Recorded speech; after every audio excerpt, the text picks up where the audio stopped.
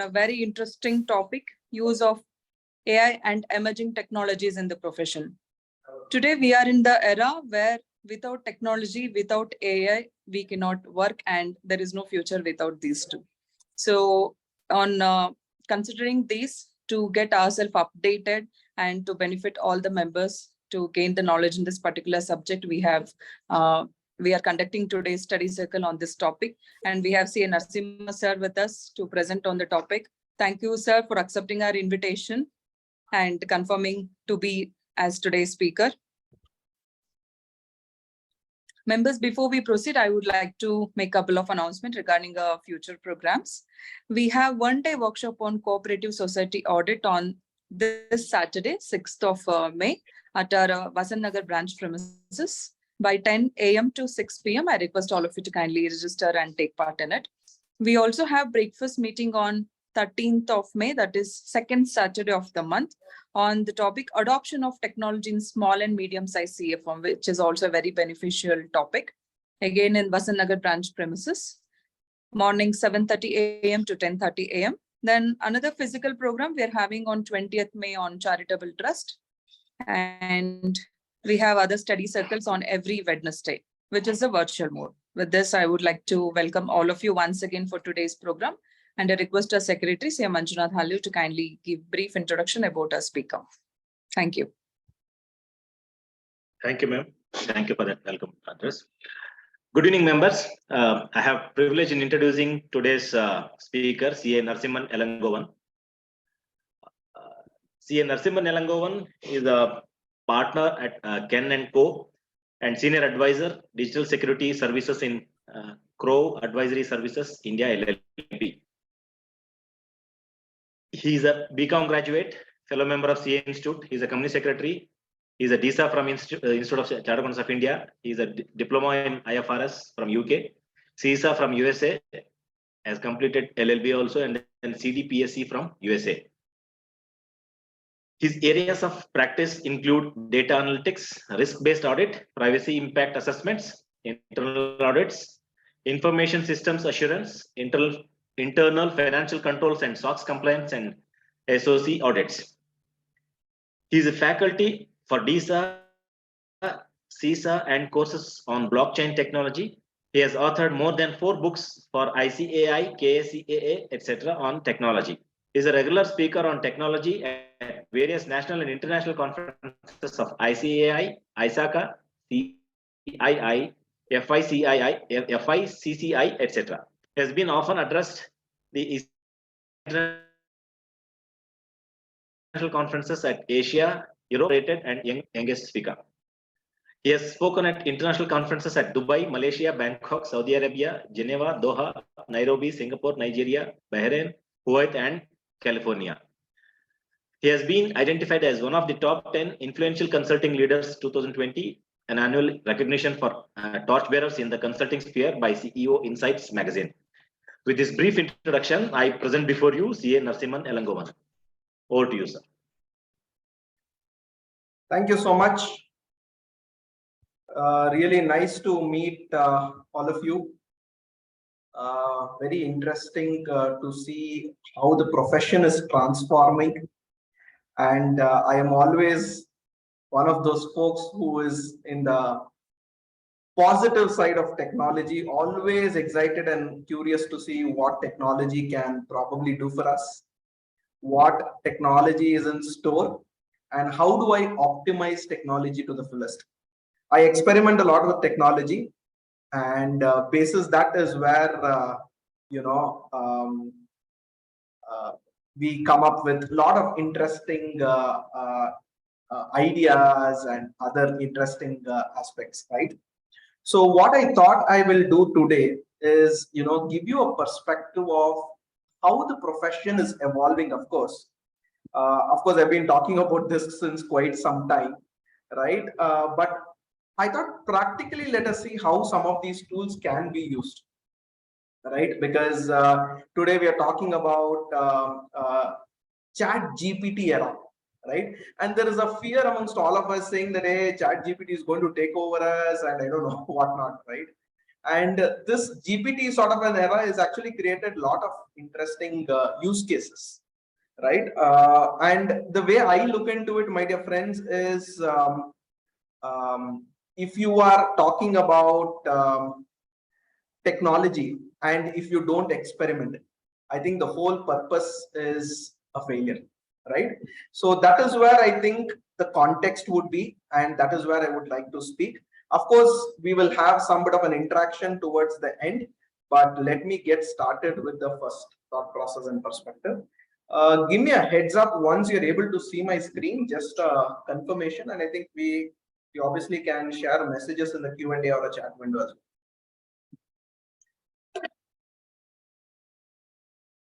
Okay. Yes, we are At able least to my, see that. yeah, thank you. So my dear friends, today what's happening in our profession is something very, very interesting and fascinating. Why do I say that? It is because of the pace at which it is taking place, right? So therefore, today I'm going to take you through this interesting session on use of AI and emerging technology in our profession, predominantly speak about AI and other aspects, right? And give you some practical use cases of how this is being done with the help of a chat GPT or any of those tools. I'm not going to spend too much time on myself. I think all of you know. But quickly, I'm a practicing chartered accountant, specialized in technology, and that's been an interesting space where I've been doing a lot of work. Disclaimer, all the tools and other applications, whatever I'm using is purely from a knowledge and educational perspective and not from an endorsement or any other standpoint. So I'll speak about, high level, these four broad things, right? What is AI and what is the introduction, or, a quick lookout into an introduction to AI. Future of jobs, right? What's happening to the future of jobs? And very interestingly, just yesterday or day before yesterday, I think on April 30th or May 1st, the World Economic Forum released the Future of Jobs Report 2023, very huge document. Let me see what I'm able to summarize and share some insights from that, right? Future of jobs and, with AI coming in. What are these AI tools which are very easy for us to get started, and how do I use them, right? And how do I gear up for the future? What is it that I can get started from a future point, right? How do I get started? So first things first, let's spend some time to understand AI. And I'm not going to give you a theory about AI and other things, rather see how AI is being predominantly used, right? In a layman's language, it's all about a system that can simulate a human being, something like a human being. It can help you to do it, right? It's a task of asking the computer to do certain things. The general way in which a computer system works is that you have a data or you have a program, you give it to a computer and the computer generates an output. In the case of an AI, you have a data and output, and the computer generates the program or the logic. That means you use the AI to solve a particular problem or to give you a solution, given this is the data, given some information, etc., etc. Right? Now, with this as the context, what we are going to do is let's spend some time to discuss. Of course, I'm not going to talk about what is machine learning, all of those things. I want to go more on the practical side of these things, and that's where I want to spend some time. This is something which is very interesting, which I noticed, and I think it is worthy to spend some time to understand. AI technology, which is the building blocks. What is it that AI can do? At the end of the day, AI broadly is bucketed under these things. It can analyze data and give you some results. It can process or it can take an action, right? Now, when you say data, you are basically asking the system to analyze certain things and give an output. Let's talk about a machine vision. It is able to help us detect faces, objects, etc. A simplest thing what is used is the machine learning, or the AI which is built into our phones, which can recognize our face and say, hey, acceptable, not acceptable. A very, very, very basic version of it, right? Of course, it has been trained with only some small sets of data with your own face and things like that, right? But probably a little larger things could be what these social media websites were having, where it could have an image of you and your friend, and it says, hey, tag this as you, tag this as another person. That's a very simple thing, and that's called as a machine vision. Ability of a machine to identify. It's like a small child. When the child is born, after a few months or after a few, weeks, I would rather use the word few months, right? 2 to 3 months at least. The child is able to identify a person's face. Until then, the child is not able to see it. So it's basically getting trained. On the other end, you have something called as a speech recognition. When you speak, your voice is being understood. But please bear in mind, the way I speak vis-a-vis the way you speak, the way somebody else in a different country speaks is absolutely different. And that's where speech recognition is such a huge area which people are still getting into. And you'll be surprised that sometimes my home Alexa does not understand what I say, but it clearly understands what my 3 or 4-year-old son says in terms of playing Baba Black Sheep or nursery rhymes or whatever it is, right? So speech recognition, right? It is able to transform whatever word I'm speaking into text. And there are very many tools available in our disposal. Of course, the tool and other practical use cases of that, I'll speak about it. I'll talk about small things, of course, give the hype of ChatGPT and speak about the other tools as well. Then you have natural language processing. Now, the natural language processing is basically ability to detect the intent of a text-based command. This is an extension of speech recognition, and this is by far the best use case which I have noticed when it comes to speech recognition. Because when I say a particular aspect, saying that the system or somebody else who does not know it may understand in a different context, but interpreting in the way and the fashion it has to be done is very, very important. Let's take an example. I say, play a song titled so and so. Let's say, that play song of Pushpa, which is, known for, having a lot of these beats and all of those things. Now, my Alexa will understand Pushpa movie and it will play the song. But the challenge is, Pushpa movie was released, I think, in 3 or 4 languages. Tamil, Telugu, Kannada. I'm not sure if it was released in Malayalam, definitely in Hindi. How do I know which language I need to play it? Now, this is where it understands the background and my intent. Let's say I've been used to listening to Hindi, and I say play songs of the new movie Pushpa, it will link through those and it is able to naturally process that, go based on the intent, right? So this is just one use case which I'm talking about. There could be hundreds of other different use cases where your wordings and somebody else's wordings, the way in which it is spoken, etc., it is able to understand, right? I'll give you another example. You simply tell Alexa, hey, increase the volume. How does it know how much to increase the volume? Increase the volume could be like 3x, 5x, or you could give a percentage, or you could say increase the volume by 1 unit, 2 unit, right? So it is able to understand those things, right? That's where your natural language. But let's come to processing. This is, I think, something very, very significant. Information processing, creation of graph, construction, search. All of this is where it is making heavy use, and this is where ChatGPT is also extensively used. It is processing, right? It's processing. It is learning from the data. A classical example of learning from the data is a car, a Tesla car, which is sort of driving. It knows where the objects are. It knows how to follow. It knows what the rule. It's a combination of a machine vision coupled with processing. Okay, I see some people walking on the road, and therefore I need to stop behind. I see a red signal, and therefore processes. But that doesn't mean that somebody in front, I see that red color dot sort of a thing, or the red color rear lights of a car, and therefore I think it's a signal. No, right? It has to learn from it. And planning and exploring agents and objects, as and when You move, you understand these roads are peak traffic, these roads are lesser traffic, and that's what the feed which goes to Google Maps, and that's what you see. On the other side, you have action oriented image generation. There are tools today which is available which says, hey, generate image of Superman who is going to work as an accountant in an office, right? And it'll basically generate that for you, right? Modifying faces, of course, it can create funny faces, it can create all of those things, but this is of course used on the negative side as well. But I firmly believe on speaking on technology from a positive aspect, and therefore I'll always focus only on the positive elements, right? Speech recognition, virtual assistant, controlling the objects. This is by far the most difficult thing, but it is actually taking place.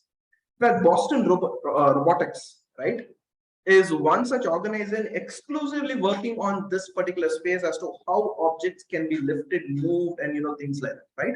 And navigation and movement, these are all action.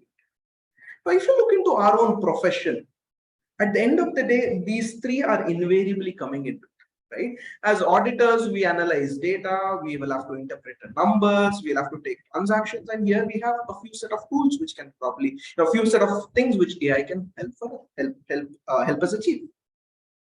So where is AI typically today used in business? And I broadly think these are the five, universe of categories, if I have to put it, right? I don't see any other major things other than these five broad things. First is automating. Something is repetitive, you're asking the same thing year after the other. Hey, boss, go ahead and automate it. AI is used for that. Of course, many people speak of RPA, is RPA automation and things like that. It's actually a different thing. RPA is basically a process-based approach. Step 1, step 2, step 3, which without you coming into picture, the system doesn't. Whereas AI is an element of intelligence. That means an RPA works on a rule-based system, not an intelligent-based system. So if something new RPA comes across something new, it will stop processing because it does not know what to do. Whereas AI on the other end will think on similar lines and go ahead and process that, right? So that's where an AI comes into picture, right? So detecting that. Third, personalizing. This is something very, very important. This is very, very important, right?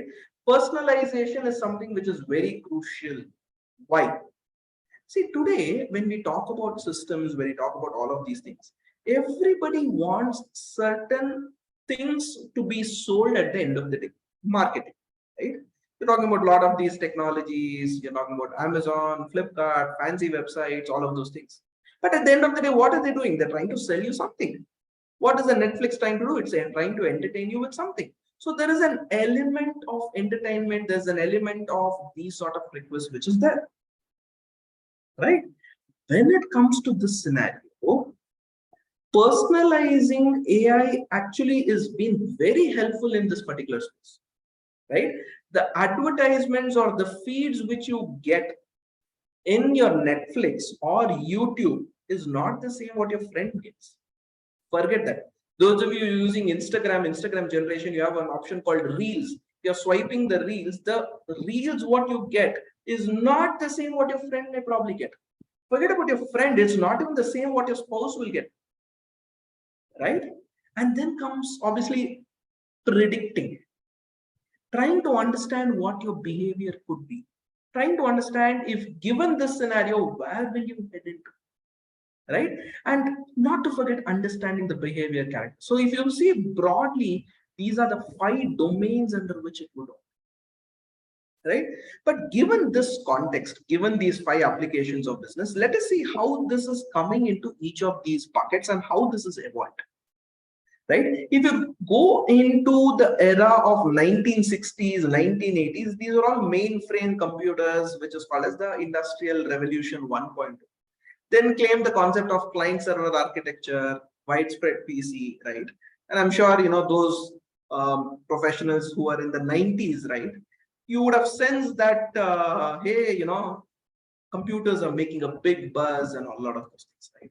In the 2020s, I think mobile and data became the interesting things. Of course, cloud was one of the things which was evolving that time. Today's cloud is historical. Everybody lives on the cloud in terms of technology usage. And the 2010 onwards, we call it as the era of intelligent technology. And especially post-COVID, this has only increased. And ever since 2022, with the era of generative AI coming into mainstream, OpenAI, ChatGPT, whatever you can call it, right? I think the era of new practices are coming in, right? So that's why we call the era of intelligence, era of AI, right? And that is where we are actually currently situated. Now, people always ask me, sir, in this AI-based era, should I learn programming? Should I learn this? Should I learn that? Hang on. We'll speak about all of those things, right? It need not be that you need to know programming. You need to know how to use that. And I always share this as one constant reminder and example. In the 1930s, when the motor car was invented, there was a huge havoc. People protesting, saying, no, motor car will take away our jobs. And who are these people protesting? These were all those people who knew how to ride a tonga or a horse carriage. So they knew if a motor car comes in, the role of a horse or a horse carriage, right, or a maintenance or a driver of a horse carriage, whatever you can call it, right? These people are going to become redundant. Obviously, they start protesting. What did eventually happen? Few protests took place, but what is the end result? Those guys learned how to drive a car. As simple as this. It's like you and me. We have a car. We know how to drive it. Should there be a repair? Maybe one or two very basic checks we can do, but we can't go beyond it. We'll bring that mechanic into the picture. That's exactly what I'm trying to refer. AI is a technology which we need to adapt. We need to know what it can help us, what are its limitations.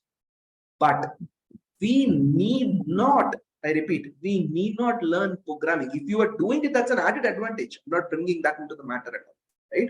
There are so many other technological or data analysts, there are so many data scientists, there's so many AI engineers who are actually doing the job. Our job is to see how we can use that to solve a problem or a use case, and that's what we are referring to. Right? And this is one of my favorite examples. I'm not sure if you have heard me speak on this. At least the Bangalore chapter, I don't think I've spoken on this example. Intelligence, which is there everywhere. This is a very interesting use case, and I think I took this snippet from one of the presentation made by one of these companies. I'm not able to recollect. This very interesting document talks about how data is available and how AI is used, or how images are generated. So there was this company who wanted to issue loans, and they wanted to go in a tier 3 or a tier 4 or the rural market. So obviously, the first question which a person granting a loan will ask is, do you have a credit history? And it is expected that in the rural, they might probably have never borrowed, or they may not have used a credit card. So where is the question of probably, I said, right? They may not have this sort of a data. Now you are here who wants to issue loans or credit to an unbanked sector, but you obviously have to cover your risk. And there is a huge opportunity for you because there is nobody who's actually taken a loan there, or the non-banking financial companies have not penetrated, or banks are not issuing the loans, and therefore you feel that there's a huge market. But how do I analyze the potential? And this is where what they did was they analyzed with the help of a geospatial data, where they took the photo of a Google map, right? There is the terrain view, satellite view, and other things. One of those images, right? And they converted each part of the data into a particular thing. If it was green fields, right? They said, okay, it could be cultivated land. So let's give it a color code. In this case, they have given, let's say, a color code of orange, right? If it is, let's say, something to do with where people are staying, we'll give a color code of blue. If there are houses, we'll give them a color code of red. If there is a road, we'll give them a color code of green. And if there is a school, hospital, like that, they try to do a lot of things. And they try to define what is called as a prosperity index. Very interesting use case, prosperity index. So they came up with 121 odd signals in the images, width of the road, canal with water, canal without water, shapes of building, and what not. And with all of this, they created a prosperity index and identified if these 10 or 20 parameters are there, that means this village is prosperous. And therefore, it makes sense for me to lend there, because I still know the village is prospering, and therefore people will have the ability for them to repay. Very interesting use case. See how data is being used. Another interesting use case I'll talk about, this is where companies like Swiggy and Zomato actually did, right? What they did during the pandemic period is they wanted to identify if their delivery, they do. It is very difficult, right? I am sitting at home and working, delivery agent is going and executing. I can't sit and go behind every delivery agent. So what they did was, whenever the delivery agent was looking into the Google Maps, right, with their consent, of course, certain images were taken to check whether this gentleman was wearing a mask or not. And as a part of it, they checked whether this particular region was covered or not. Some of them are covered, some of them are not covered, some of them put a handkerchief. So they decided which of these images is an acceptable image, non-acceptable image. Some of them, when they were looking into it, they kept their hand. They said, no, this hand initially said it is covered, but it was not acceptable. Right? So they came up with a lot of those interesting things, and that is where their AI system or algorithm evolved. Which means we are talking about AI which can solve certain problems or analyze data, segment the data, take decisions, whatever it is, with the help of some data which is available. Where there is no data, it becomes very difficult for it to analyze, right? But then comes the era of GPT, which is generative AI, where it can give you output based upon certain set of instructions. And that's where AI is going a new dimension, right? So if you see broadly, AI would probably, go into these broad domains: machine learning, ability of a machine to learn; deep learning, predictive analytics. Then you have NLP, natural language processing, classification, clustering, extraction; AI based, text to speech, speech to text, right? And computer vision, robotics, expert systems, and things, right? And this is where our accounting knowledge, etc., is basically used by the machine to analyze certain transactions much better. Now, given this scenario, given this particular context or scenario, right? Now, what is it that has evolved, or what are these concepts which is actually being used today? Is the AI is a very, very broad bucket, right? It is basically using, or it is a very, very high level, which talks about a macro, an umbrella. But within that umbrella comes a machine learning, which can learn from the data. And deep learning is using neural networks and cognitive technology, etc., which can give you much more insights and analysis, right? In a layman's perspective, an artificial intelligence will probably just give you a very simple rule-based plus minor bit of thinking based.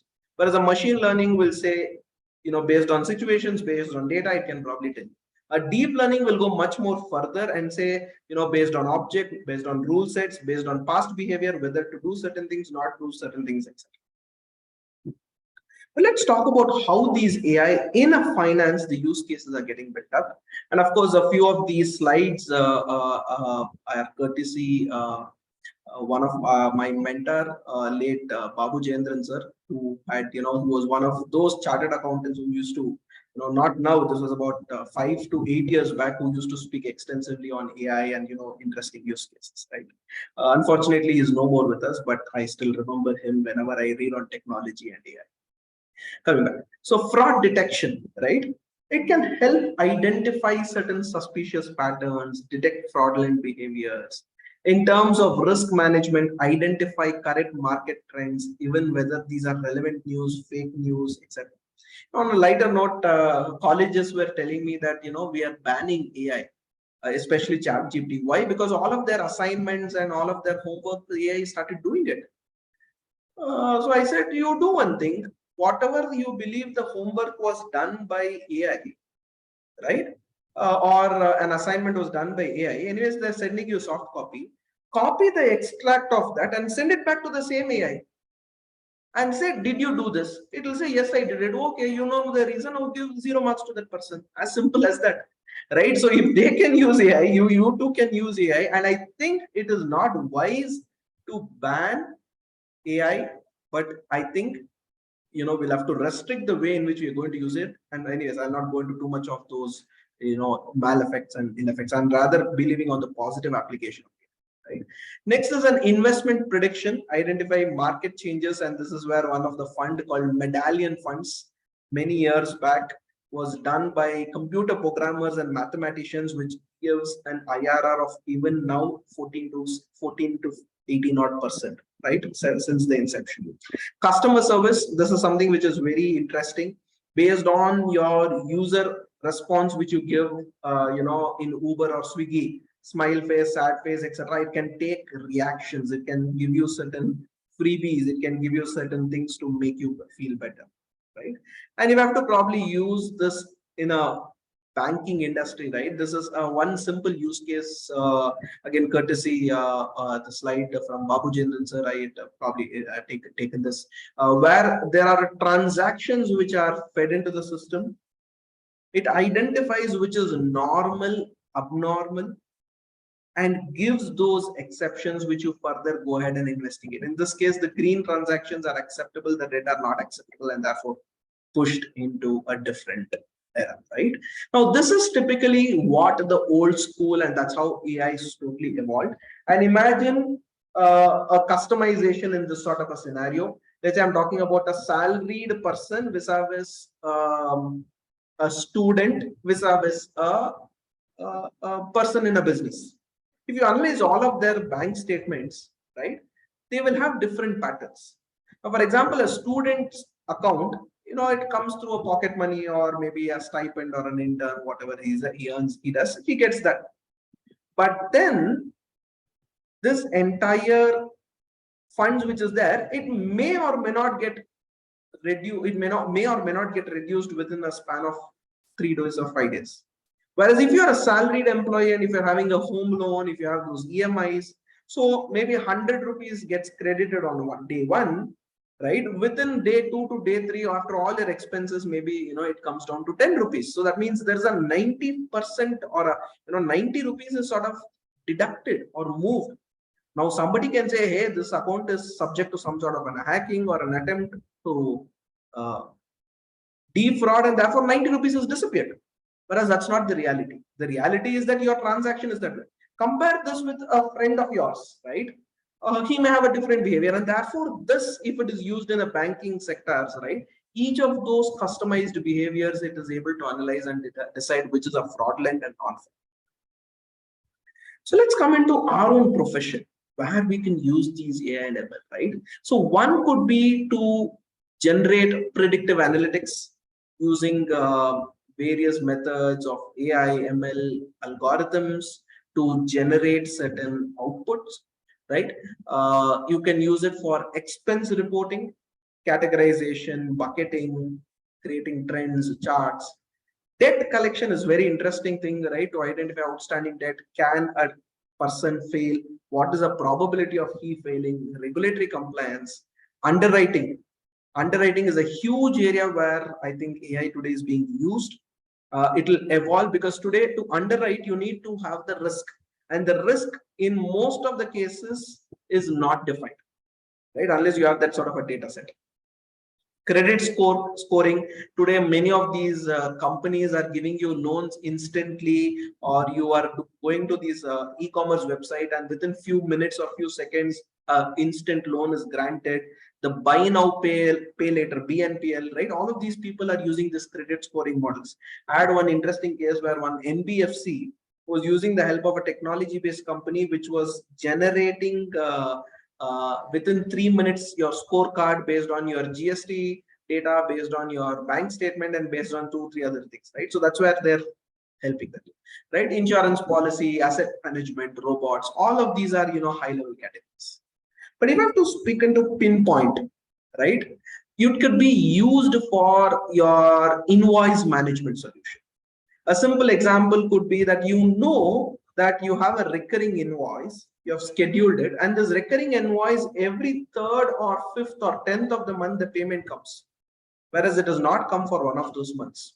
You can go ahead and send an alert, or it can send you a message, hey, as on this date, the money should have come, go, why don't you go check your bank?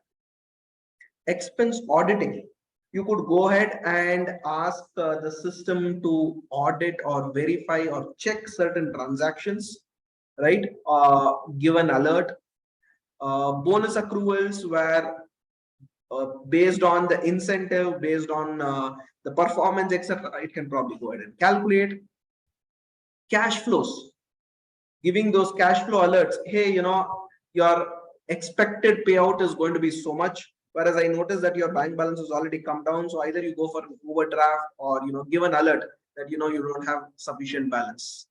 Doing risk assessment for projects, again, we'll see how I can show you some use cases, how RCMs can be prepared, etc. So this, my dear friends, was the first part of our conversation where I wanted to give you on what this AI is all about, right? But now it has actually evolved. We're talking about a generative AI and a lot of those fancy things. So between this and the next slide, I thought I will give you a transition of how these, because of AI, how the jobs and how all of these are getting impacted. And that is where the Future of Jobs Report 2023 is a very, very handy document. This was a report released by the World Economic Forum. I think it's been 3 or 4 days. In fact, just yesterday I was having a conversation with my mentor Rafiq sir, and he said, "Why don't you, also give a perspective on the Future of Job Reports 2023, which just was released very recently, I think 2 or 3 days back, right?" So thank you, sir, for giving that valuable tip. So the way it works is, it is a huge amount of literature, but I found two slides about India, which is very, very fancy and which is quite good. And I thought I'll speak about it. Which are those technologies which can have an impact on the job, right? And if you notice over here, the blue is basically job creator, whereas pink is basically a job displacer. So if you notice this, and of course that diamond shape is your net effect and all of those fancy stuff. When it comes to India, they believe big data analytics is going to create a fairly high percentage, 62 odd percentage of opportunities. Cybersecurity is creating 53 odd percent, right? Come down, you will find cloud computing 43%, AI 40%, right? And look at the flip side of it. AI is also going to reasonably remove certain jobs. That means displace certain jobs. I was just reading recently one of these companies, which is a home tutor based companies, which helps students to ask doubts, questions, and you as a subscription model, people have to subscribe to it. And people used to subscribe, and whatever questions were asked, there will be tutors who will answer that. Within a span of 3 months, their revenue dipped by 90%. Why? Because everybody moved into ChatGPT. They used to ask the question to ChatGPT, and ChatGPT used to give the answers. So why will I go to that, right? So we're talking about very, very interesting things where the magnitude and the way in which the pace in which technology is changing, right? Of course, now you will have very interesting use cases where can ChatGPT give us the advice to my client, right? What if my client already consults ChatGPT and comes, and a lot of those fancy things which is there, we'll address that. And this is something which is very interesting, which talks about the skill reskilling focus, right? Sorry. What are the skills which we need to, look into it? And there is a need that we need to reskill ourselves by at least more than 54%. That means half of our skill set is useless in the future, right? So that is where our ability to think, and please note, analytical thinking is the first foremost thing which I believe is necessary. And this is what I tell kids, this is what I tell college students, because chat GPT can solve or give you some analyzed result. How do you interpret that is something which your mind has to decide. And that is where the ability of this human brain can never get replaced, my dear friends, right?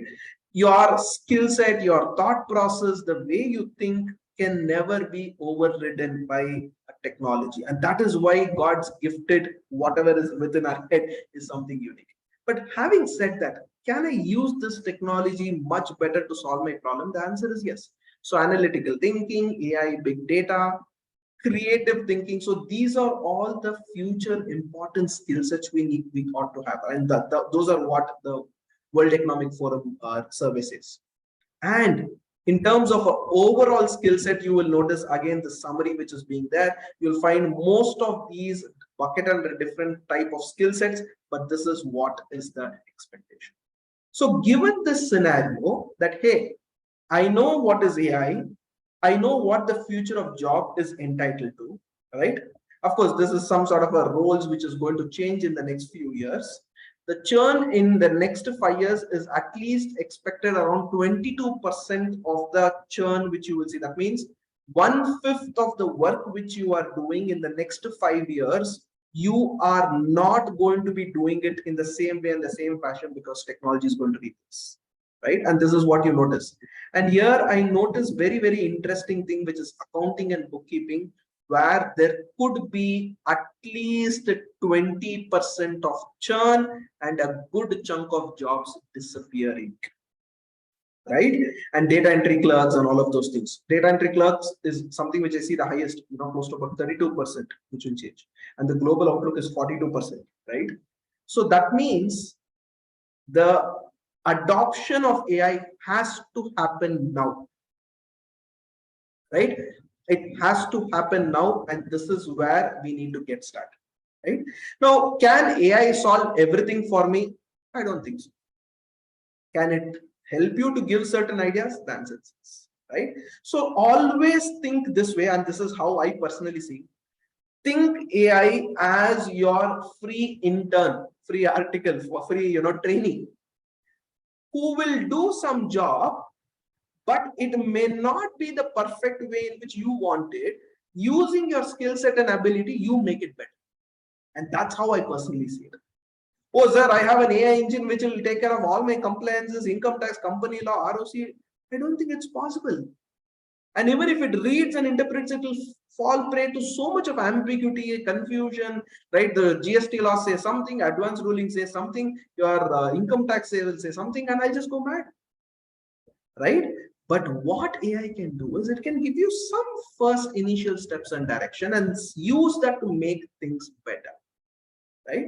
And that's where I bring to the next part of our conversation, the era of chat GPT. This is the buzzword which everybody is speaking.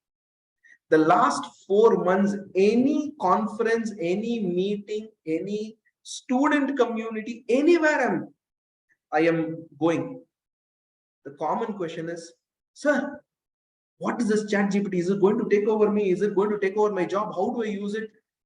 Is chat GPT relevant? We are going to be relevant. All those fear sort of questions, right?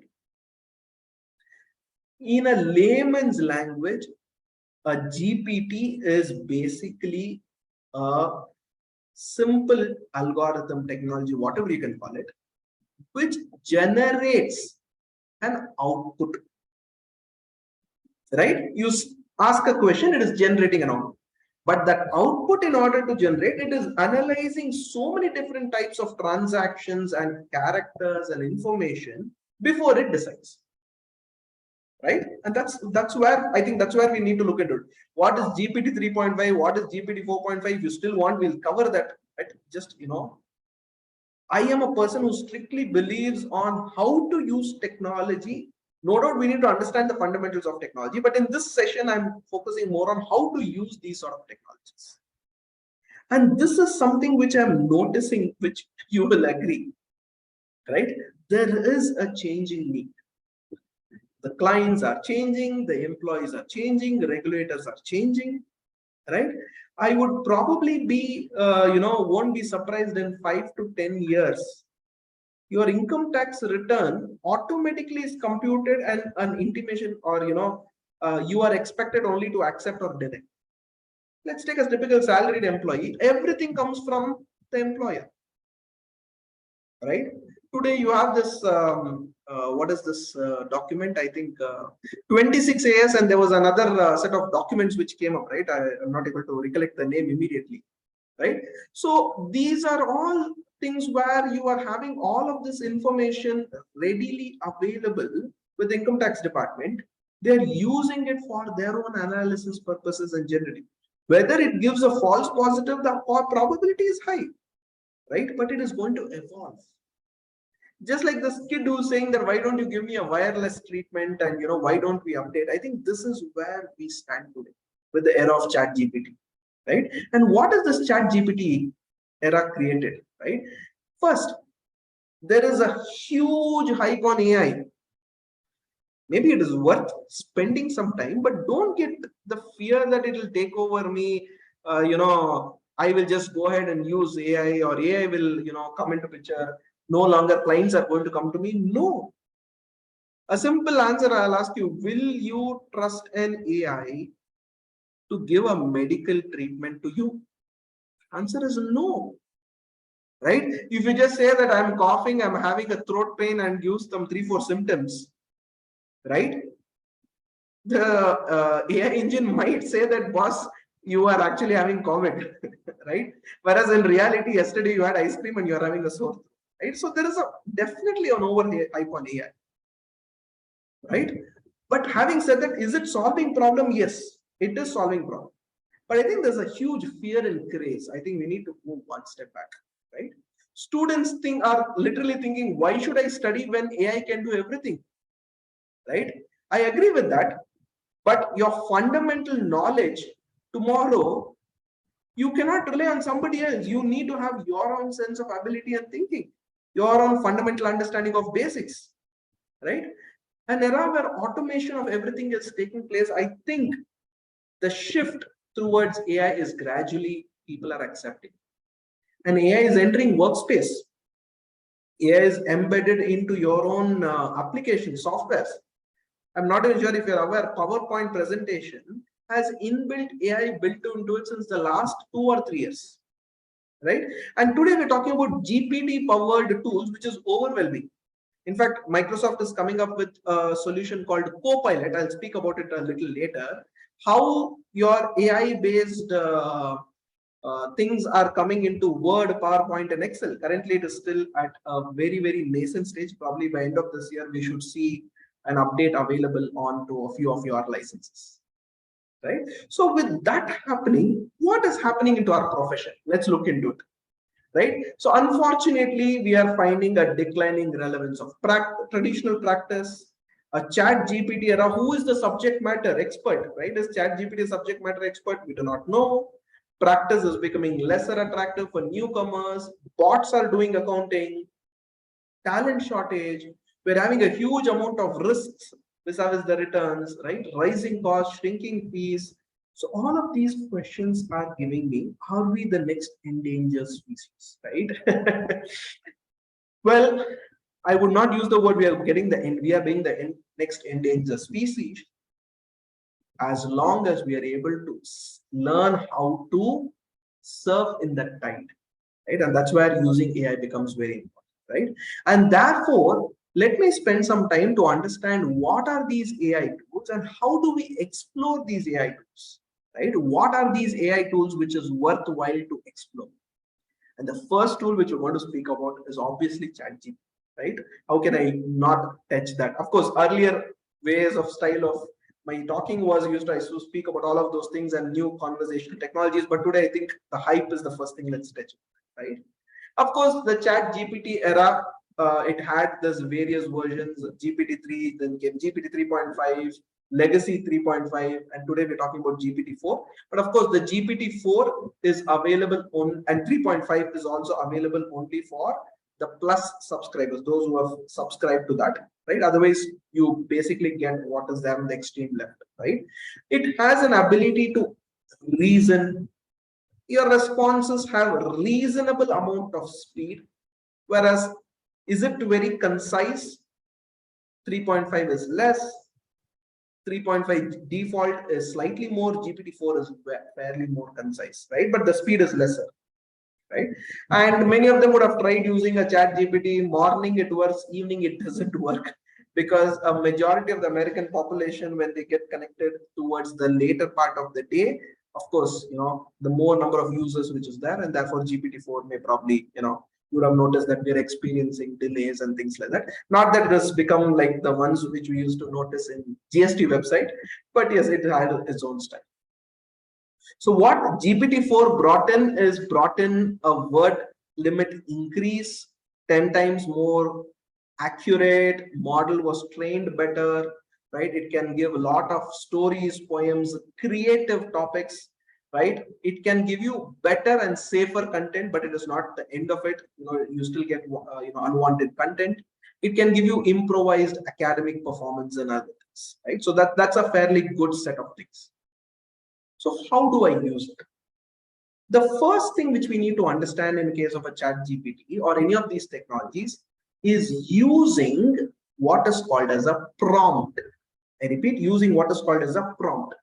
And what is a prompt? Understand in a layman's language, prompt is like a search which you do in Google, right? It's like a search which I do in Google, right? So let's see how this works, and I'm going to quickly, move into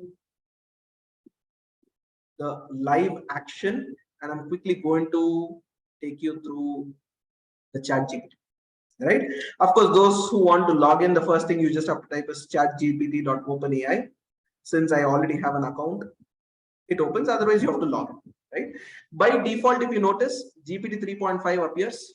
I have legacy 3.5 and GPT-4. If you remember, as I told you,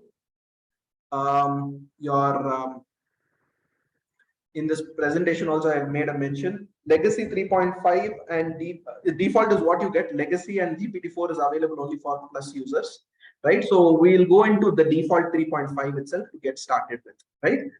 So if you notice in the bottom, and I'm presuming you're able to see my screen, of course you can see a host of my tabs there. We'll come to that tabs a little later. Can somebody confirm if you're able to see the chat GPT screen? Okay, so I see a yes. Thank you, Rakesh. So this is the first step of you getting into it, and here you send a message, right? And this message, the way you draft it becomes very, very important, right? Now you are a finance professional, and the way you want to use this chat GPT depends purely on how you want to use, what is the use case for you, right? Let's take a simple example. You are now filing, or a new client has approached you for whom you have to do an audit, right? So you simply say, can you give me 5 points to ask a potential client before I submit my proposal? Simple question. Before I submit my proposal, I want some 5 lines, right? Now, this is where I'm asking a question. It is generating the response, and you notice that it was able to generate fairly quickly, right? Look at the question it asks.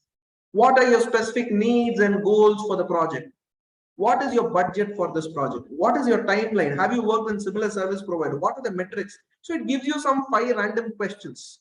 I'm asking the same question to a slightly evolved GPT, right? And I'm going to use GPT-4 here, and I'm going to ask the same thing. It may or may not give, and look at this. Look at the answer, what it is giving. It is generating a little slowly, and it is giving you much more better quality of response. Are you able to see the difference? This is when I'm using a GPT-4. Of course, I'm using a GPT-4 because I'm a subscribed or a paid user or whatever it is.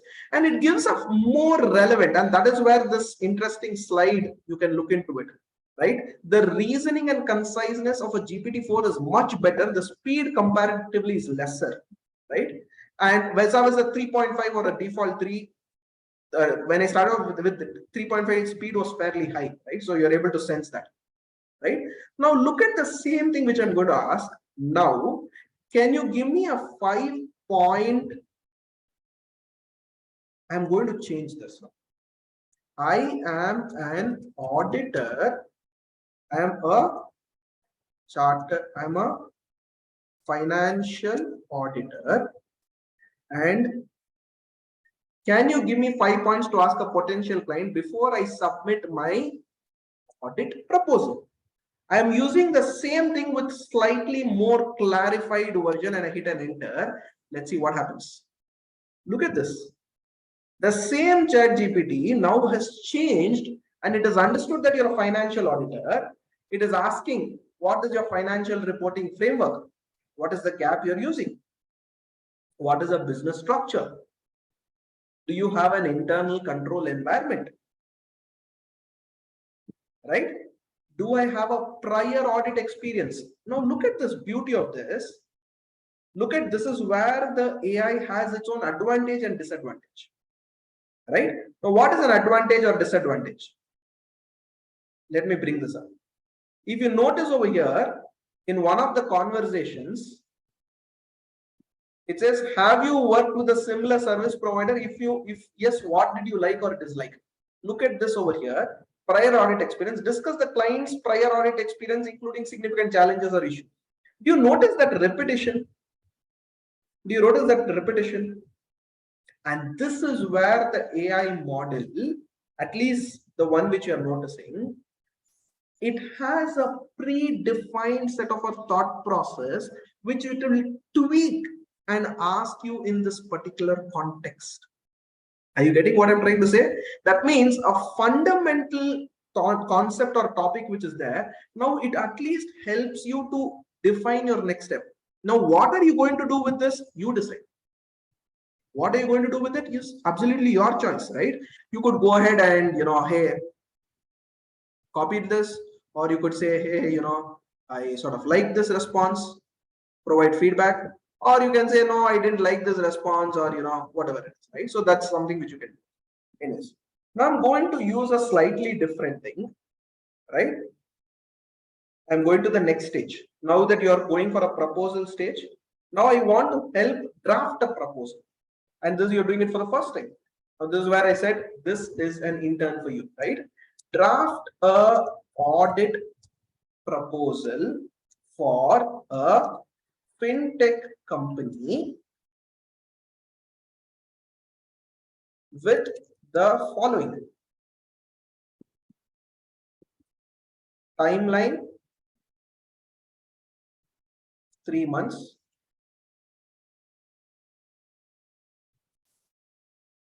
list of requirements,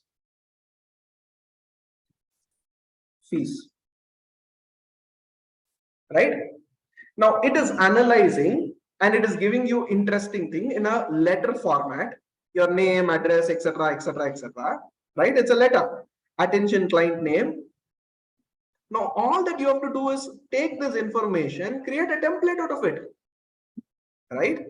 Dear so and so, we are supposed please to follow this. We are this thing as a professional auditing firm with experience in fintech. We understand unique risk, so it's giving you a lot of stories.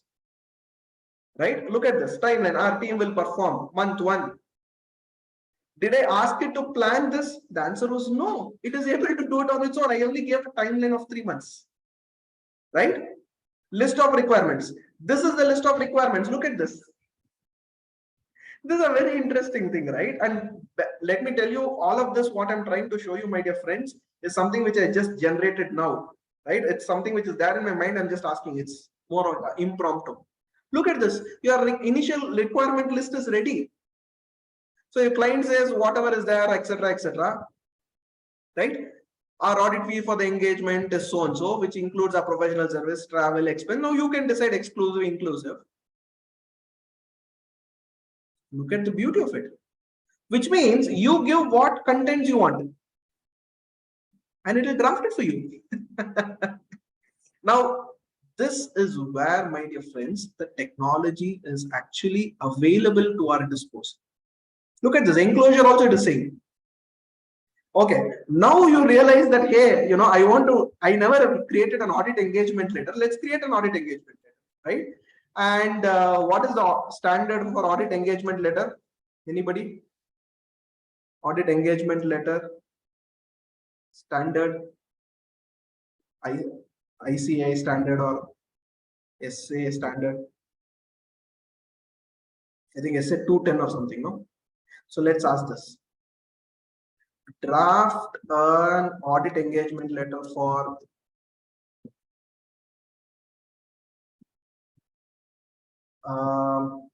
I am the partner of N&O. We are auditing. Look at this. This is why I'm making it more concise, right? We are auditing a fintech company. Draft an engagement letter. Draft an engagement letter. Draft an engagement letter as per SA 210.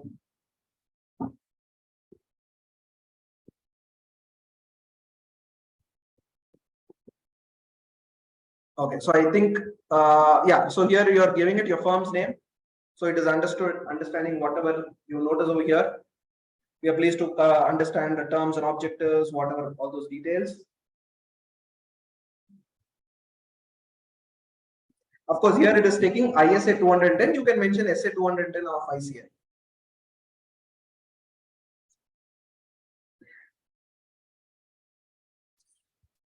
Do you sense how it can be used now? Right now, this is just a trigger point, my dear friends. I'll bring you so many other combinations. Please bear in mind, I'm using a GPT-4, which has slightly more accurate results compared to a GPT 3.5 or a 3. You can still try it, but this is the first step. Right? Now look at this. It gives you the entire management responsibility, objective of it. Please bear in mind, just because it gives it doesn't mean that this is foolproof. You test it now. This is exactly what I'm trying to say. This is your freely available intern who knows something of everything or something of many things.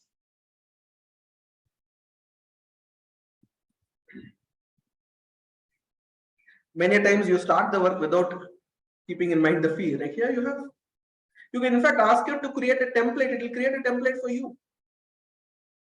Right? It is generating all of this. And on the left hand side, you can have the history of all of this conversation. Are you able to follow what I'm trying to tell? Yes, no?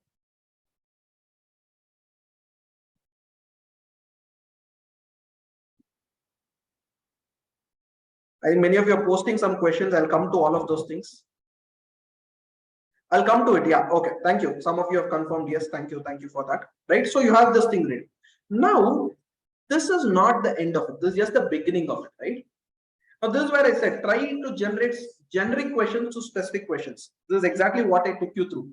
General questions, how you can move to specific questions, give a specific objective, give an input, give a format, give a specific list of things which you need to avoid, right? You can make it more and more customized. And remember, prompting is an iterative game. You need to keep on asking more and more questions, only then you'll realize the problem. In fact, you'll not believe one of the latest interview questions which people are asking. How good are you in creating prompts for AI? And they're asking, show me. Because today, it is all about, do you have the skill set and the way in which you need to do it? I remember one of this court judgment, which when I was studying, CA Foundation or CA Inter, my sir, made a mention, CA Chandrasekhar Shetty. He made a mention that, one very nice case law. He said, a judge need not know the law, but he should know where the law is. That means he should basically be able to prepare or figure out from where the law comes. He need not know everything because the law itself is huge, right? So the same way, it is an iterative things. And this is where the importance of prompts come into picture, right? You can create multiple interesting things. And this is what an example. You can ask it to create a checklist. Here we go. So we started off a statutory audit. We are coming back to the same example. Prepare a checklist, or you can say audit program. Prepare an statutory audit program under, I'll just say statutory audit program for a fintech company. The audit areas, or I'll just say along with the audit areas. Here you go.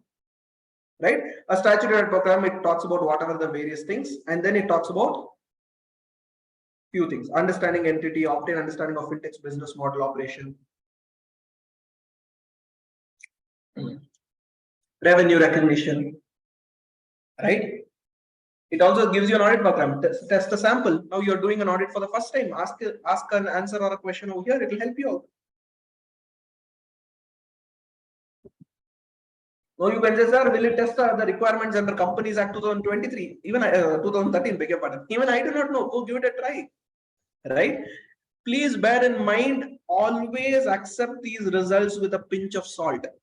It is not that, hey, whatever ChatGPT is generating is the answer. No. Get an idea from it and move on further.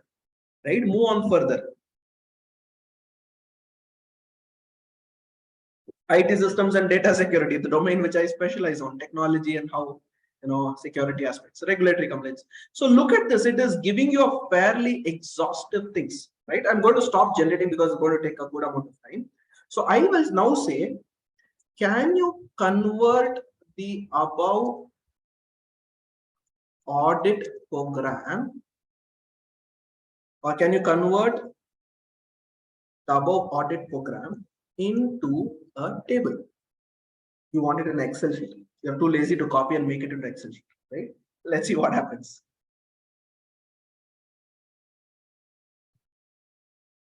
Look at this. Did you ever think of it? It is creating a ready-made table for you.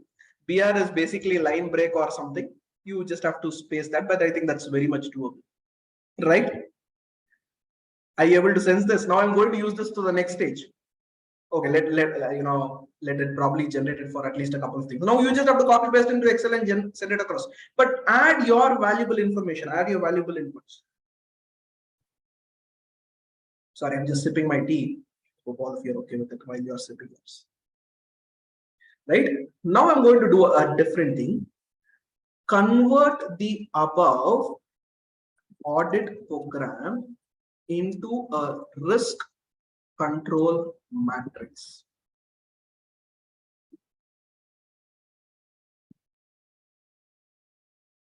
There you go, my dear friends.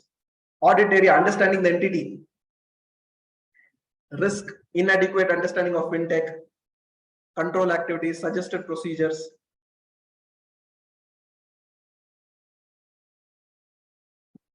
Right? Revenue recognition, inaccurate revenue, incomplete revenue, verify the appropriateness. And this is giving you a ready-made format. I hope you're able to appreciate what we are discussing. Are we going the right flow? Any questions?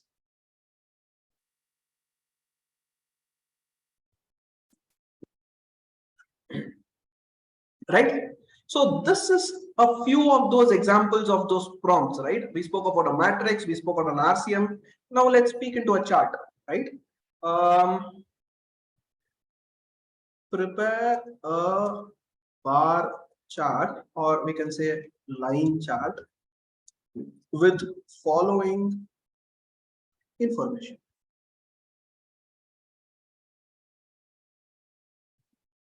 On sales. April, you copy paste whatever your data you have, right?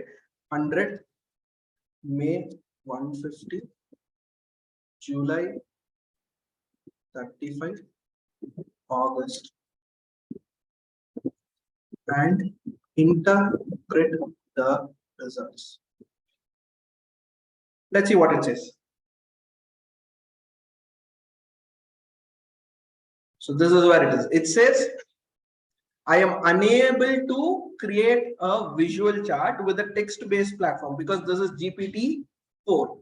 GPT-5 is going to be a image-based, right? But it tells you what all information you can plot and how you can do it. It says there's a significant sales from April to May. Sales have dropped sharply, whatever. Look at this. It gives you a very interesting set of, at least some thought process for you to look into. Agree? Can we upload Excel sheet for analysis? Girish, that's a very good question. I'm trying to do it currently in the Chat GPT 4. You cannot do it. Wait for Chat GPT 5 to come in. Probably you can bring it up. Probably you can bring it up. I'm using the word probability because even I'm not sure how the GPT 5 is going to come up, but GPT 5 is going to take a little longer. The reason is because now globally, people want to pause the developments in AI at least for 6 months. And this is what the godfather of AI, the gentleman who just quit, you can just Google search that. When he quit Google 2 days back, he said that I think we need to stop the pace at which AI is evolving until we have kept our checks and balances in place before we hit it. Right. So that's something which he's mentioned. But anyways, probably we could use it over a point in time. Any other questions which is quickly coming up in the context? Generic questions, I'll take it towards the end. Anything else you want me to ask ChatGPT to do? Just a trial and error experiment, right? We're all learning together.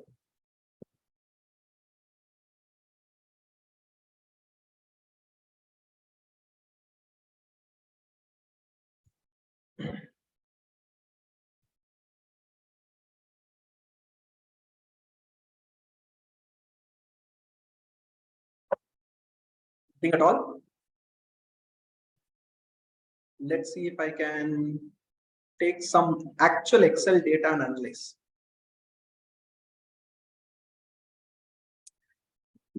Tell me the bar chart with below information and analyze the. So I'm just giving some information here. Let's see how it works. It says it cannot analyze the charts because for obvious reason, which I said. Just create a bar chart, consumption, x-axis. You have plotted the data.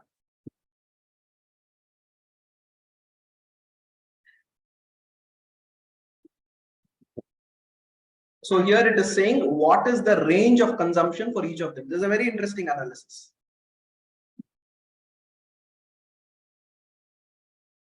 Right? So it can do a lot of these fancy stuff. That's basically what I'm trying to, articulate. What more interesting things I had done? This was one sales bar chart which it created. Okay, let's do this. Create a table comparing the top 50, comparing the Sensex, comparing the companies forming part of Sensex along with their profits and key numbers. I'm not sure whether it is going to do, but it is going to do. Interesting. Oh my goodness. Here you go, here you go, here you go. Right? So are we ready for a lot of magic which is going to create? I'm going to show this in Excel also a little later, but yes. Oh, this was a bar chart, I think, which we created. I think you could do a small bar chart. It gives you those asterisks and it says asterisk is basically the bar or whatever it is, right? I keep playing around with this and that's how I learn, right? But yes, that's the sense of what I wanted to give you a perspective. You can decide and use it in more use cases. But on a lighter side, coming back to my presentation, right? Do not forget one very important thing. You may have pivot tables, you may have access reports, you may have interactive dashboards, you may have AI, but at the end of the day, Excel is still the king, right? So you need to know how you could use these sort of prompt tools on Excel, etc. That is also something which we'll cover, and I'll speak specifically on Excel and AI functions within Excel. Now comes to a very interesting segment. Is ChatGPT the only thing? No. Many of us don't even know there are hundreds and thousands of tools just developed based on ChatGPT. But you'll get frustrated by seeing the number of tools. So many tools are there, but I thought certain specific things and very powerful for our profession. I'm going to take you through it. And quickly jumping back to the screen, one of my personal favorite, Grammarly, right? A beautiful piece of document, a beautiful piece of software which can give you grammar suggestions. It can give you a lot of interesting things. It can give you score of your information, lot of those things, and it's very handy for me because I write a lot of articles, I do a lot of content, I create content and things like that, right? So this becomes very easy for me. Let's take a very simple example, right? I am going to take something from Chat GPT itself, right? I'm going to ask Chat GPT to, hey, give me a 100-word article on future of finance.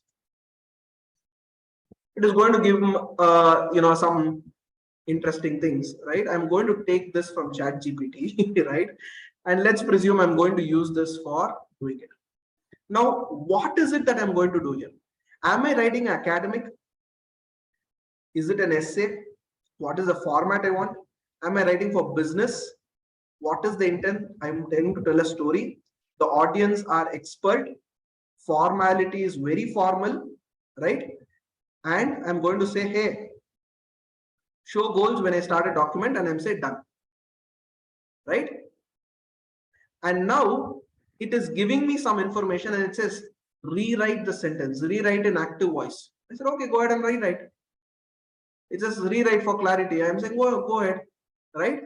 I'm asking that to do certain things which is going to save so much of my time. And mind you, this Grammarly add-on is available onto your mail, onto your Word, onto your whatever typing window, right?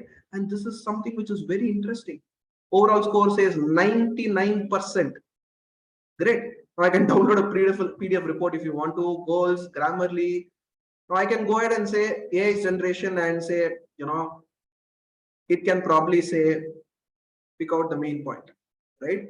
It just picks up the main point on something, make it persuasive, right? So these are all very interesting things, right? So I'm just giving you an example, right? So this is something which we are looking into, how you could make much better, how you could write much better, right?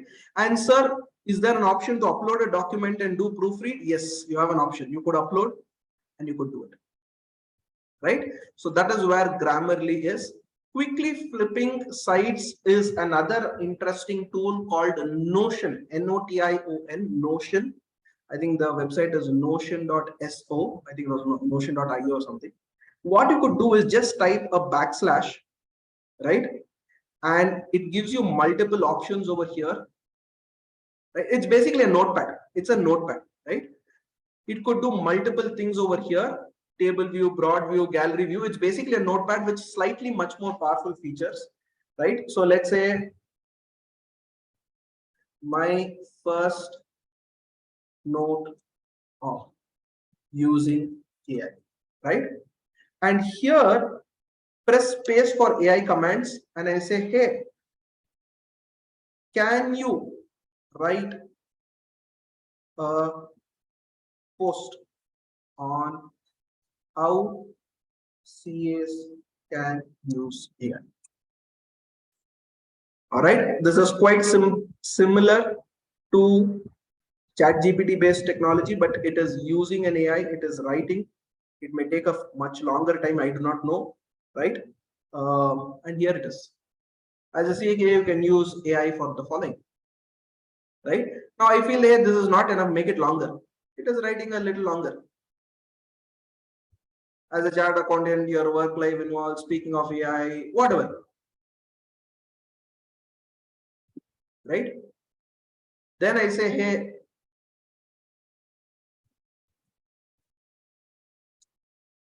I just say done, right? This note is ready. And now I say, hey,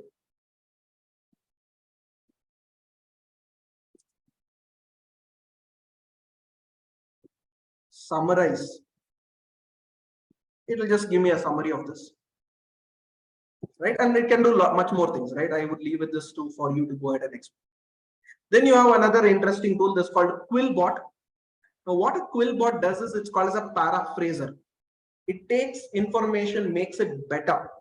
Now, the same thing which I posted over here, right? Quite similar to Grammarly or whatever, right?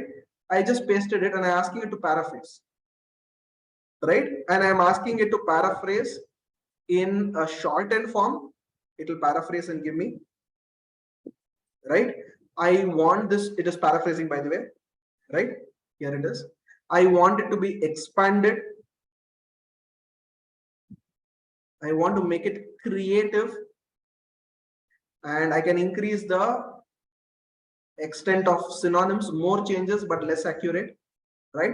So a huge set of things which is again possible, right? It gives you some statistics on what all you have done, what all changes, and fancy stuff, right? So this is on build. The next thing which is very, very interesting for finance professionals is finchat.io. This is something like a chat GPT for finance professionals. Now, the beauty of it is it has more than 750 stock companies which you can ask the company the details of. Say, for example, you are analyzing certain details of Reliance or let's say Apple or whatever it is, right? Of course, this predominantly US based setup. It will take, whatever it is, right? So I can say summarize, or rather, sorry, I will come here and ask the question. Summarize the results of TCS and give me an overview of 2023 expectations. Right? Let's see what it is giving me. There you go. It says TCS has shown consistent growth in BFSI, whatever those details, whatever growth, profit. It is generating all of this information. Right? 2025, the company is expected to have an annual revenue of 2.25 trillion, EPS of 129. In Cognizant technology, whatever, right? It is doing all of those things. But suddenly, why Cognizant came in, even I'm not sure, but that is where it is, right? And here you have some information, you have some graphs, right? Unfortunately, this has gone to TCNS retail. So I think you'll have to be very specific when you're asking those questions. I hope you're able to get it, right? It is also giving some fancy report of CTS. So it is understanding TCS and CTS as the same thing. That's why you're finding it. But I'm just giving you a perspective of how this could be used, right? And version 1.32 is available for FinChat Plus users. So basically Chat GPT of finance professionals, right? Or I can ask him if I'm doing a valuation job and you want to know, India profit numbers, right? So I can say calculate the beta for Sensex companies and for Nifty companies in the last 3 years, and give me, let's go simple. So it's just calculating the beta for Sensex companies and Nifty companies. Let's see what it is doing. Right? So now here it says, hey, I'm sorry, but I cannot calculate beta because it's a measure of stock volatility. However, I'm providing you the necessary data so that you can calculate by yourself, right? So this is where issues, challenges will keep on coming, and this is where technology will slowly evolve. But at least from a company perspective, you will be able to get some interesting things, right?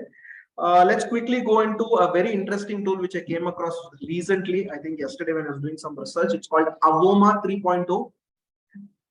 Interesting thing, Avoma, if you subscribe to it, you need not write minutes of the meeting at all. It will convert every conversation of yours into minutes, action items, etc. And here it is. Human-like meeting notes generated by AI.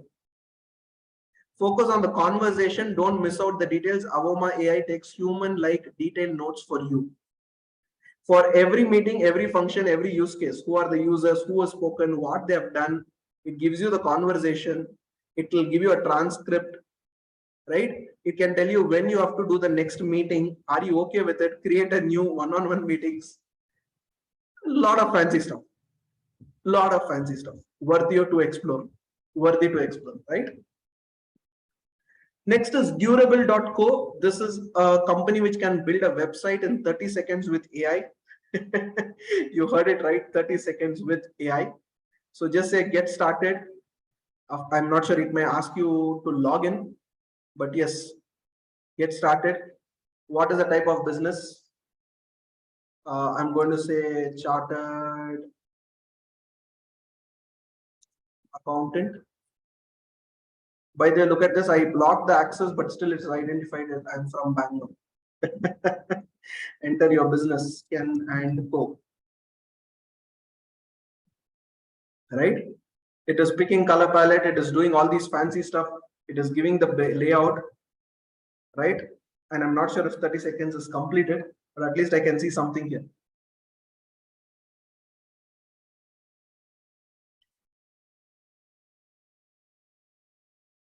So it's adding a lot of interesting stuff. So if you thought that I have to create a website and it requires a lot of money, all of those fancy stuff, I think things are changing. My dear friends, things are changing so very rapidly, right? So it is giving you all of this information. You just have to go make the edits. So it's creating a beautiful template, right? Are we ready to see it? Here you go. Chartered accountants in Bangalore, Canon is chartered accountant. We offer a range of financial services, right? It gives you some fancy stuff. What are the features? Meet the team. I think this is essentially how any of these things would be based out of, right? And this is where it is. Now you go click on customize. Now it will say, boss, subscribe. Right? So you need to pay and all of those things. But at least it is giving you that initial feed. By the way, you can ask ChatGPT also, it will give you the entire code. You copy paste that code. That's also another option. There's again another query kitty. There's another interesting tool which again does ChatGPT based conversations, questions, etc. Barely.io AI. There's a very interesting thing which I came across. What you can do is it can summarize a large document for you, a large PDF you upload. It can summarize. It can create images. You upload a rental agreement and you want it to summarize. It can do that for you. You upload a YouTube video. It can summarize that and give it for you. All of those fancy stuff which is there and things like that, right? So the list is endless. That's exactly what I'm trying to convey. This is just a start of this intelligent era, right? The list is endless. So a few other tools which could probably enable us as chartered accountants. And getting back to the PPT, let me know if you're able to see the PPT. Can somebody confirm? Because I'm just, can it create specific legal agreements? Yes. Girish, why don't you give it a try? It is possible. You want to develop a joint development agreement, do it, but I cannot promise whether it will give you what is necessary. Right? Otherwise, advocates will say, boss, what are you speaking of? Right? It can help you out. Question is how you want to use it. Right? So these are a few example accounting tools, Wik.ai, Smack, etc., which is from an accounting perspective, it is slowly evolving. Our own India-based company, which uses AI currently, quite good if you ask me. Zoho, the Zoho suite of products, they have what is called Zia. And that Zia is basically helping you to analyze. It's an AI-powered assistant. It can do some basic transactions, etc. These are a few of those disrupting factors which are embedded, and coupled with AI, it only becomes much better. Features like online payments, follow-ups. So there are embedded AI features within this, right? And in future, you will not even realize that AI is an additional thing which you have to ask. So just like if you buy a smartphone, you believe that it has a camera, Bluetooth, you know, what else? A microphone, a capability of few things, right? So the same way applications in future, you believe that they have embedded AI.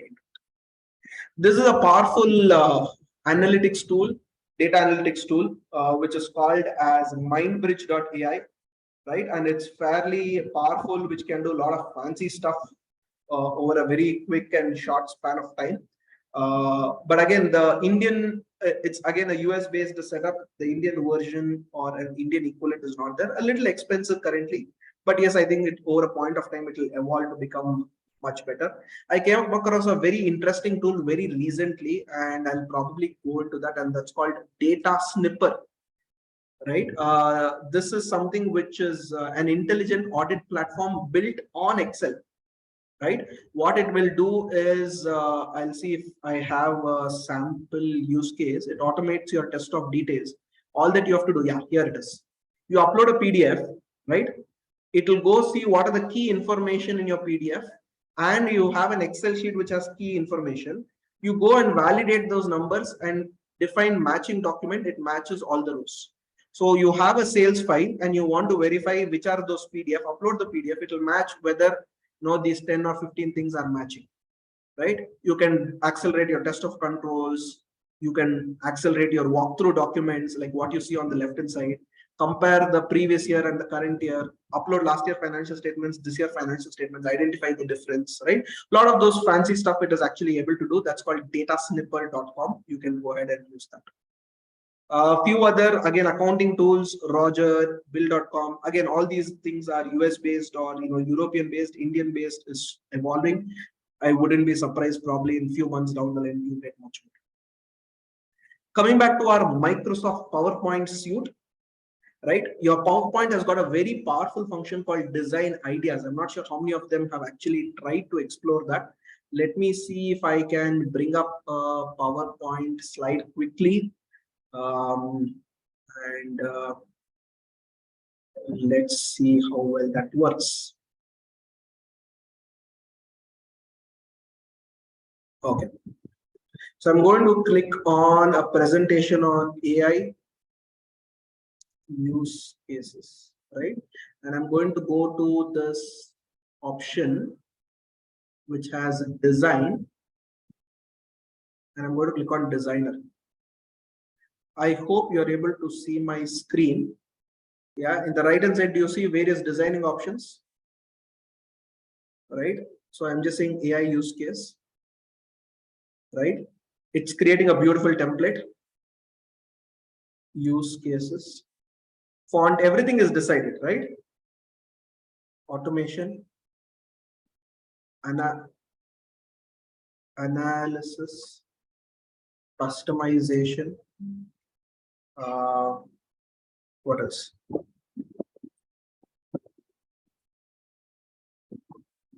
Speed, accuracy. I'm just typing some random stuff, right? I go back to designer tab and I say, hey, design this for me. Look at this. It gives me various sort of analysis, and I can just use this color combination is good and just move on, right? So this is the designer tab which is embedded within a PowerPoint, right? Yes, Girish, you are absolutely right. As I keep on saying, this is just a start. What we do, how we are going to evolve is something which we'll decide. And by the way, I think since last 3 years or 4 years, all of my presentations are all high level, at least designed through AI.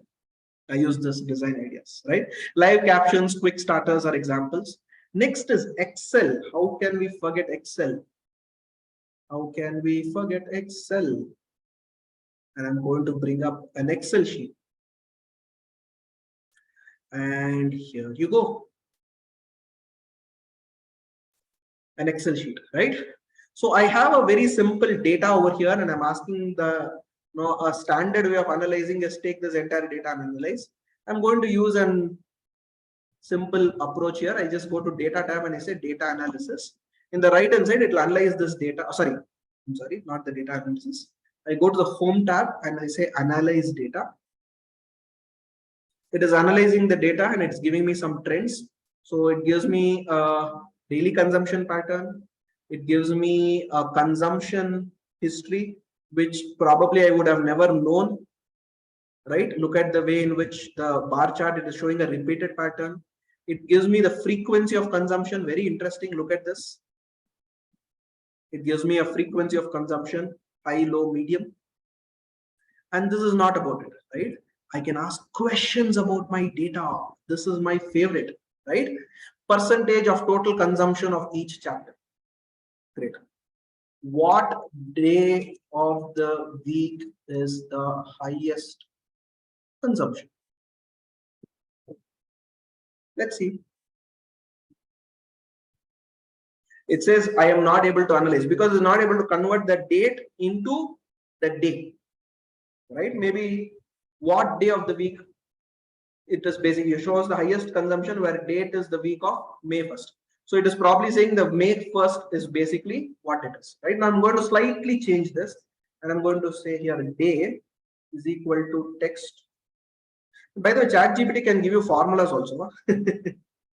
DDD DDD, right? And I go back to the home tab and I go to analyze. Let's see, right? What day of the week has the highest consumption? Right? Top date where the week is May, where the date. So I think I have to choose the word day. What day has the highest consumption? And it says Saturday. There you go. It is not able to understand day of the week, but it is able to understand the field called day. Right? Top day by average consumption, top day by total consumption, right? I can say sort monthly, oh sorry, sort consumption based on date and chapter. Or I'll simply say based on date. So it gives me a beautiful chart, right? And instead of based on day, I can say based on chapter, right? So it gives me all these prompts, right? So this is where you can use. Another interesting feature which you can use is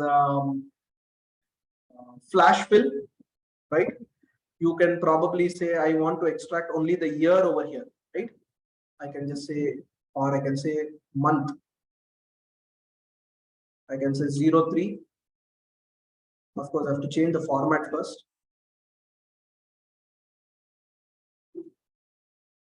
I will just go and say general, right? And then I'll say 8. And we'll just do Control E. Automatically, it fills the data, right? And now I can say 3 is March, 8 is August. Let's see if it can auto-analyze. No, it is not able to see a pattern. This is where the existing mechanism fails, and therefore I go into a newer mechanism of the GPT error source, right? So month description. Now what I can do, go to ChatGPT, give me Excel formula to say 3 is March, 8 is August. I don't know whether it's going to help me out, but let me see. So here it is. Over. Take this, copy paste, come back here. I don't know if it's going to work, but definitely let's see this, right? So I'm going to say C2.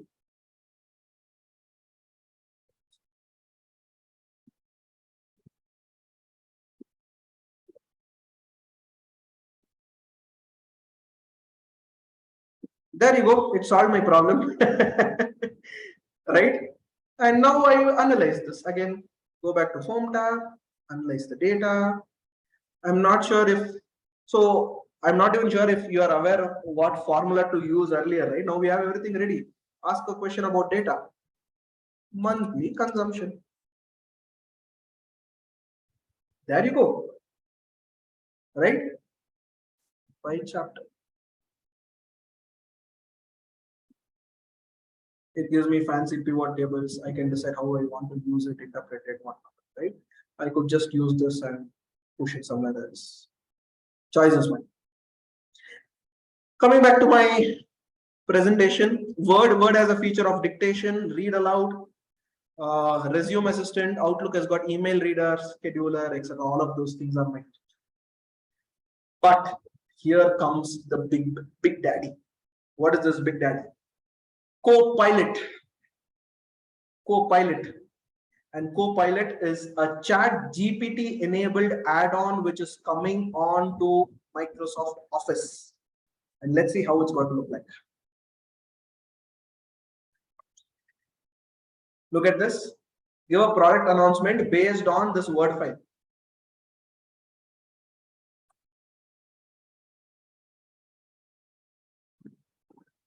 And this is what, my dear friends, we are looking at. If you thought this was not enough, let's look into Copilot in Excel.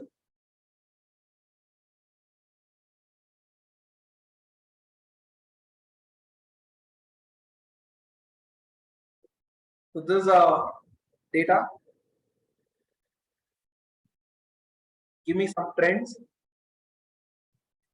Here's the trend.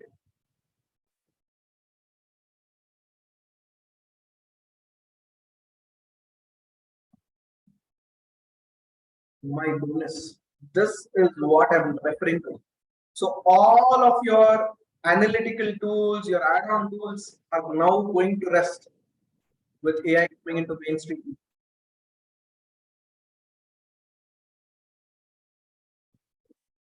Look at this. Create a model. Those of you into valuation, here is your model.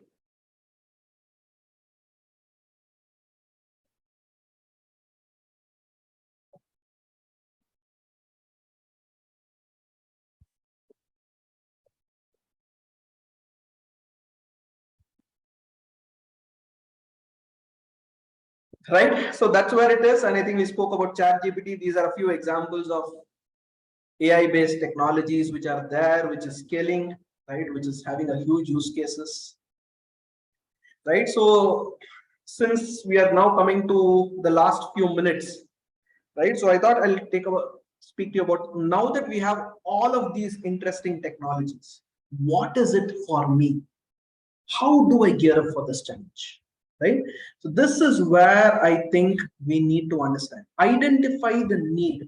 Remember, technology is used for solving problems, but you have to understand what the problem is. Divide the problems into steps. Get into very small things and then go for it.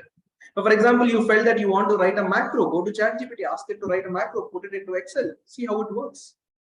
But bear in mind, do not commit that without multiple testing exploration, right? Because you are also doing trial and error. You cannot commit it. And imagine you send it to a client and client interprets it something differently. Dangerous, right? So explore and research, test before you commit. Very, very important. Test it adequately before you commit. Develop standard process, SOPs, measure the results, give it to somebody. You first experiment it and then move on to the next. Otherwise, you think, okay, let this come, then we'll speak about it. You'll always be thinking that, right? In our own office, there are so many things we can automate. Payroll, timesheet, invoice, data reconciliation, document, this is just a few examples, right? Now see whether any of these automation, what we can do in our offices, can we use AI into it? Can we use these technologies? Can we use this sort of a setup? How can I make it better? And that's what we are looking at. Let me remind you, the world's biggest problems are the world's biggest opportunities. Take AI as an opportunity. Take this as an area which you can reskill, upskill, look forward for newer things, and see how you could become better on this. On that note, a quick perspective of us. We are Ken & Co, a firm based out of Bangalore, predominantly specializing into risk, governance, and technology.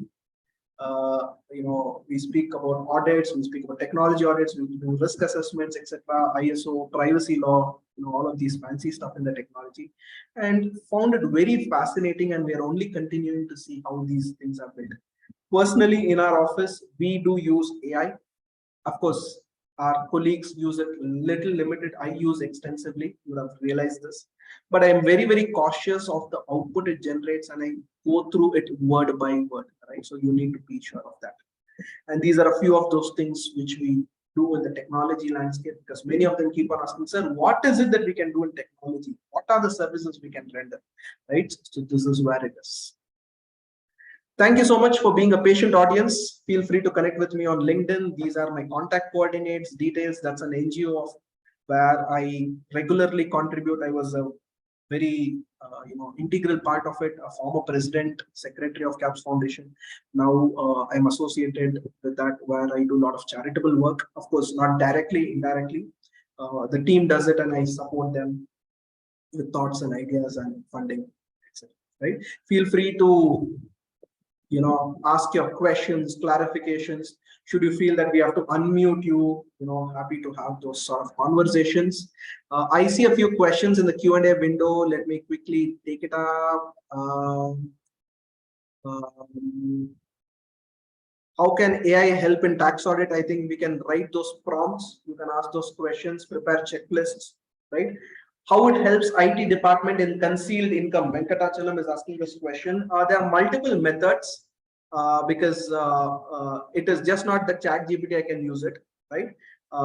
It is purely based on the machine learning algorithm, the analysis which it can build, the data which is correlated, collected, a combination of all of those. So it can go ahead and do that. An example is an image, a social media post. I'll tell you latest thing which they're actually considering. If you are saying that last year you have not traveled, or you have too much of foreign expenditure, or whatever, right? They're going to your social media and actually searching it and identifying what your posts are, right? So a correlation of those. While using AI, how do I maintain confidentiality? There's a big area of concern. You can, to a very limited extent, only maintain confidentiality, but that's why most of these chat GPT prompts, they say that do not share confidential information with us. Because if you share confidential information, this entire information, whatever you're typing to AI engine, can be read by the users, right? So therefore, to that extent, there is always a risk. Whether AI helps to audit internal financial controls, Mrinal, I just showed you an example of how a risk control matrix can be prepared. Go ahead and use it. What is the source of information for OpenAI, ChatGPT? Is it like a search engine like Google? Yes, you could say to some extent. That is one of the sources. It collects from a lot of data which is being fed into that. Mrinal, if your questions are on CPE, you can probably direct it to the organizers. Whether AI gives scope for compliance for peer reviews, yes. I'm not sure what you're referring to from a peer review, but definitely you can use AI to write those prompts, etc. Whatever we have spoken of, those could be a good area to get started. What are the differences between audit tools and AI?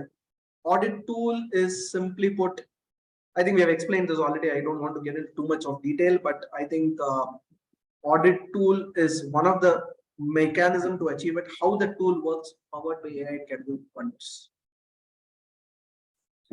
Right. So I think I've answered most of the questions. If there is anything which we want to take up, happy to do it. We have another 5 minutes or so. Otherwise, we could wrap up the show. Any questions? Are you excited to use AI into your space? Right? Interesting Obviously, times. after your session, everyone will be excited to use it, sir. Thank you. Thank you. Comments So are great, Raghunath ji. Thank you. Thank you. I think it's the time we have to go ahead and start exploring, start using it. Options are available, tools are available. Use it in the way it actually triggers. I see a question. What departments of CA are at risk by AI? There is nothing called a department of which risk, right? Anything which is repeatable is something which AI tries to automate, right? So see which areas which you are repeatedly doing the same process, which is mundane, which is repetitive, etc. I think that's where it is.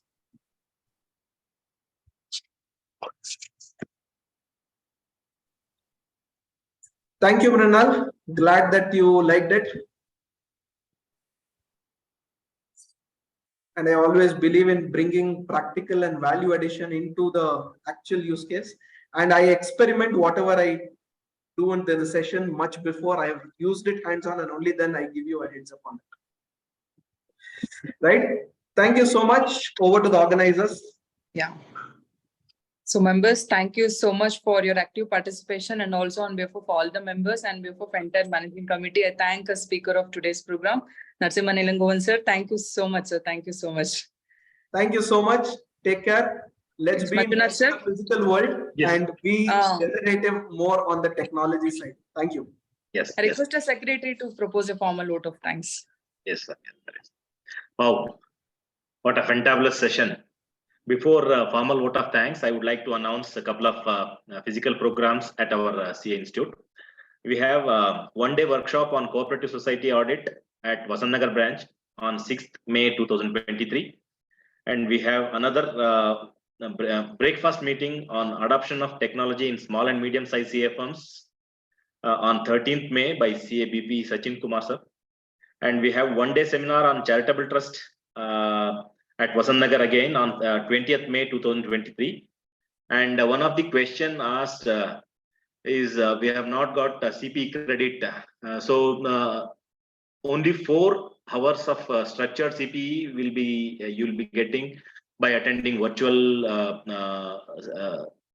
seminar. So kindly note the same thing. Yeah, and members, that was an excellent session by CA Elangovan sir. Needs a round of applause. Whenever I have attended any technology related sessions, either through ICAI or ISACA, CA Narasimhan Elangovan would be a speaker for sure. That comes only by passion about the subject. Of course, the expertise. That was a marvelous session, sir. On behalf of members present here and the managing committee members of Bangalore branch, especially CA Pramod R. Hegde, Vice Chairman, and CA Divya S. Chairperson, who had thought of this particular program. Fantastic program. Thank you, ma'am. I thank CA Narasimhan Elangovan for his valuable time in deliberating on the subject. Thank you, sir, for that support for Bangalore branch. I thank you once again. I thank all the members who have supported us in this program. I request all of you to keep supporting us in our future programs also. I once again thank all the managing committee members and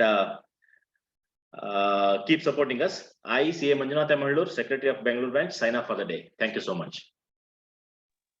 Thank you, sir. Thank you all.